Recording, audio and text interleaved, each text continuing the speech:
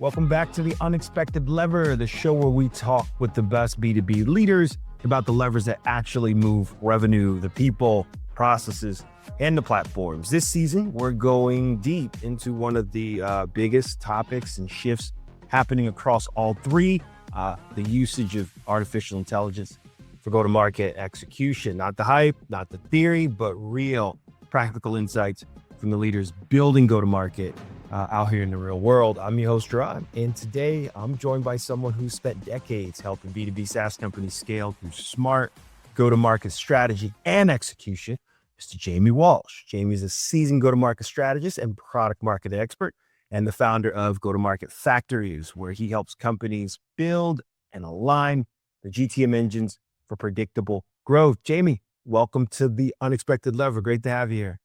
Thanks for having me, Jarod. Appreciate it.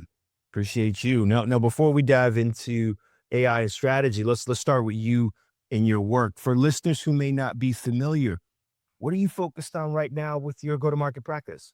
Yeah. So, a lot of companies need help, with sales-led motions, how to speed things up. They're incumbents themselves and they're trying to, ward off newer, faster, more nimble competitors and have to move a bit faster, from the development side. But it also means that their go-to-market process has to move just as quick. It means a lot of things. A lot of times it is helping them collaborate better organizationally, reorganizing structures. Sometimes it's adjusting the process. And certainly now with all the tools available, it's finding unique ways to bring tools into the game and help support that process. Absolutely. And again, if there's a shameless plug time, where do people find you and how do they work with you? Yeah. So I've focused most of my time on LinkedIn. I have a go-to-market happy hour podcast that I'm about to launch season 2. So you can find that on YouTube and Spotify for season 1. I hang out a lot of in-person events here in Pittsburgh. So if you're here, hit me up. There you go. Dude, this is the stage perfectly because, again, we want to understand the business challenges at hand that make this AI conversation so fluid and useful, not just interesting. So told you I'd start with the unexpected and the odd. This is always fun for me. Jamie, what's the most unexpected thing you use AI for personally or professionally?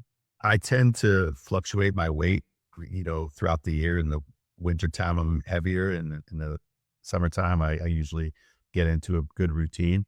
So I've been using it, Claude in particular, to help me, set up some goals and give me some daily things that I can work on. I use it already for like my daily work tasks. And I thought, well, maybe, use it to help fill in the personal stuff and health stuff that I need to work on, relationships and just my mind and my body. So it's been very helpful in finding unique ways to keep me motivated, keep me doing things every so often. It's funny. I had Martin Gomez yesterday. He said the same thing, same exact use case. He's a marathon runner, and he says he uses Claude GPT to track macros and what he can and can't eat, and how kind of what he does drive the results he wants. And so this is an emerging use case. And then same thing.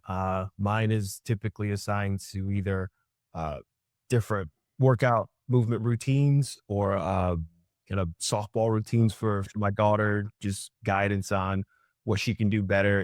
It's strangely good.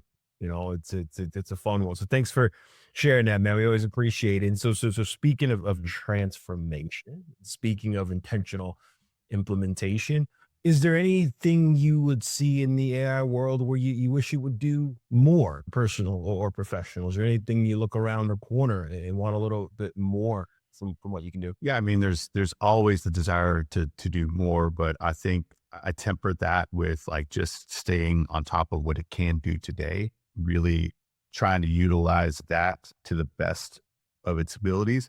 And then also trying to balance like the amount of time that you dive down rabbit holes, trying to keep up with everything and what's new and all the tools. I talk about it regularly with the community. We have an AI enthusiast community here in Pittsburgh. It's like, you can spend weeks going off on different paths on, every new product, and every 4th day you'd be switching to another product. Yeah, I try to say, let's root something that we can stick with, a platform, a framework, a tech stack we can stick with for a quarter or two, utilize the heck out of that. And then keep an eye on what's coming around and experiment a little bit, but don't get too caught up in, switching tools all the time. I just switched over from ChatGPT. I was, 3 years using it from the day that it came out in November 2023 or 22 to today. And like 6 months ago, I moved over to Claude, and I didn't realize the lift that it was going to take to get over to, a different platform, doing much the same thing. I'm very happy with what I am, but like, that's a big lift. Yeah, for sure. Great insights. And so every leader we talk to, right, has that moment where, again, for you, it goes from I'm curious, and this is something that's interesting, into now something you lean on. Was there a particular moment or a trigger for you where you saw it go from here's this novelty and here's this thing that's interesting into, oh my goodness, this is really something that's transformative? I was a hybrid product manager, product marketer at a company called SAI 360. They do governance, risk, and compliance, a Dutch company originally, and then it got acquired by an American company. In 2018, our CTO announced this vision for cognitive GRC, and it inspired something that had been like hidden in me for a while.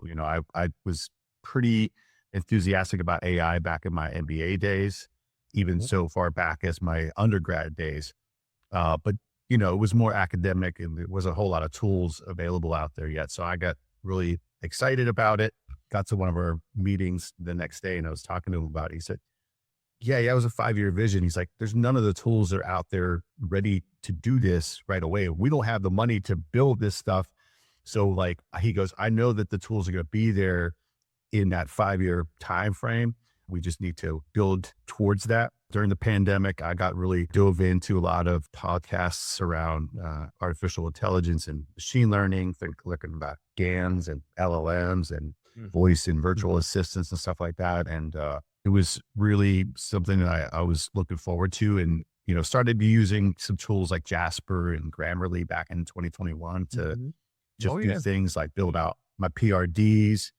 I had to do blog content as a hybrid. So I'm building out SDR scripts and sales demo scripts and enablement materials and stuff like that. Similar journey, man. It was, wasn't an AI one, but it was 2018. It was a mid-year sales kickoff for me. I was a product marketer at Aptio, and the mission for the mid-year was, I'm 6 months into the new role, and CMO gets us all together and says, hey, what's the roadmap look like for 2025? It's one of those exercises of like, write the press release for the thing you want to do in 2025. And it's like, it's a long time away, but okay, let's play. Kind of had this vision. I was just living in Seattle. I was watching Westworld a lot, right? The show Westworld on HBO. And it was the humanoids, the androids, and the AI. And you kind of saw a future where like, hey, if a human and a robot are indistinguishable, and there's all obviously AI and everything else powering it, what's the world look like if our salespeople are host, or our salespeople are Dolores, our sales engineers are Dolores? It was that kind of conversation of wearing those product marketing scars, Jamie, of I give you guys the messaging, I give you guys the deck, I give you guys the content. I just want you to execute it. So the idea of what would the rep of the future look like if you could program them like a host? And that started this whole decision path and workshop and exercise about product marketing team. We'd write the script, we'd write the code, we'd write the run, but we'd write what they would actually need to go execute. So it changed my thinking then, but there was no foresight then of what the technology would allow us to do. Now, fast forward here, 2026. Man, we're really close, aren't we? I mean, we have avatars who act as BDRs, sales reps, SCs, the CSMs. There's a whole kind of go-to-market function where you see agents, and this is the worst they'll ever be. There'll be a time when I think they'll be indistinguishable. I was just going to say, if you don't think like that, you're going to be left behind for sure. Yeah, it's going to quickly catch up to you. You think about the journey, you think about the part that people skip when they talk about AI. When you started folding AI, even your early use cases, into what you do from a go-to-market advisory practice or just your own execution, what were some of the, again, early use cases you thought about? What were some of the problems you were looking to tackle? What were some of the processes you had to redesign? Talk to us a little about that moment where you're getting scaled leverage. What changes for you? What changes in the world for you, your colleagues, your peers, your customers? What's different as you start to get traction? Yeah, I mean, the pressure was different. I mean, we had to move faster than we were. We were doing 12, 15-month launch, cycles. I was like, that's not going to cut it. We got to get it down to 90 days. And so the first 6 months I was at Archer, we just spent building out these always on systems, right? Around competitive intelligence, analyst relations, customer insights, and also the content strategy and planning, and even some of the execution of building some of that content all had to get automated in some ways, or at least systems built so that we could do things on a regular basis at scale and at speed. And when we did that, we were like, okay, great. Now we got to put in practice. Now we have to do this launch in 90 days. The SKO is in February. Like there's no moving that. That's going to be the launch period. And, we just got to work, and, we were surprised at how much the system had helped us have everything at the ready. Like we didn't have to do competitive intelligence. It was already there. Yeah. We didn't have to like go out and reach out to our analysts. We already had regular touch points and things that we were working on with them on a regular basis. Customer insights, being able to digest transcripts of phone calls and interviews, turning that into content, repurposing that content. All of that became much, much, much easier. And we were like, surprise. But then in the midst of that 90-day cycle, we acquired 2 companies. And by the way, they have to launch at the same time. Right. One was 2 months out, one was a month beforehand. So no pressure, right? But we got it done, and we went to SKO and killed it. And the sales team went out and started using what we had built, and within a month or 2, we started seeing actual sales turn around from one of the 2 acquisitions. So it was a great time. That's awesome, David. When you think about some of the challenges you faced through that, what were those? The great wins, right? Great victories, but there's some bumps along the way. What were some of the lessons learned and challenges you faced that you'll share? Yeah. I mean, the biggest thing was I had to give the people that were working for me at the time grace, right? Just to say, listen, it's all an experiment, and I know that it's going to be a challenge for us to work with in this way and going forward. And as long as you realize that you're still at the end of the day responsible for the message and the content that goes out there, this is just giving you a head start on it and accelerating you forward. Be willing to try new things, bring new ideas to me and new tools to me. Keep it up with the tools and see what you could plug into your process was a big challenge for us.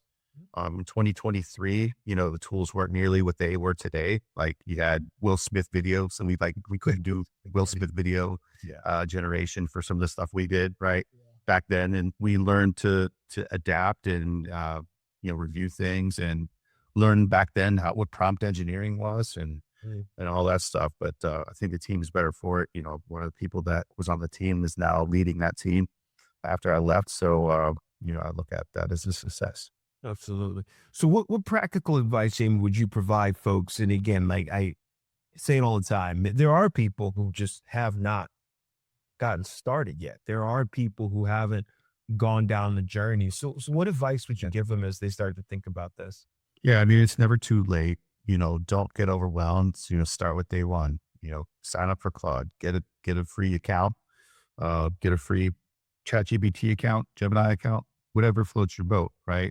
But just start using it, start reading it. I mean, I did a weekend project installing and tuning Claude code using Claude and just taking screenshots. I got this error, blah, blah, blah. And it helped me build it out. Like I come from a technical background. So like there's some things that non-technical people are going to struggle with, but you'd be surprised at how well the tools now help you do the things you're trying to do, even in a meta moment. Like it's helping me build itself, right? Or, configure the next generation of Claude and Claude Co-work and Claude Code. Well, it's a great use case. All right, lightning round really quick. If you could instantly automate one part of go to market for you, your customers, process, the folks you work with, if you could have AI be a magic wand and just remove something or accelerate something, what would it be? As it turns out, I'm trying to build all that framework into Claude Cowork as we speak. I have a framework for the way that I do all this stuff. And like I was mentioning before, I don't try to get out over my skis in my production, process, but I do experiment with things. I'm waiting to test out Ava, to be quite honest. That's an area, I've done, sales demonstrations for, a decade or so. I've led teams, I've helped them structure and the discovery call that leads into the demo, long, elaborate proofs of concept. I'm probably sure it is maybe a bridge too far for AI at the moment, but being able to do the thing that sells the most, right? Which is listen to that discovery, figure out where the top challenge is, and only show the parts of the product that solve those challenges. This isn't a training on how, blah, blah, blah works, top down, left, right. This is, I have these top 3 problems. If you can show me how your product solves those things, take my money. Yeah. Right. To me, I felt like that's an art, not a science. Maybe I'll be wrong. No, Maybe it's now become a science. I'm with you. That's the one part that I think is still lagging. Yeah. Gotcha. We got you covered there. Just stay tuned. I got you picking up what you're putting down. What book, podcast, resources has most recently influenced the way you think about AI and go to market?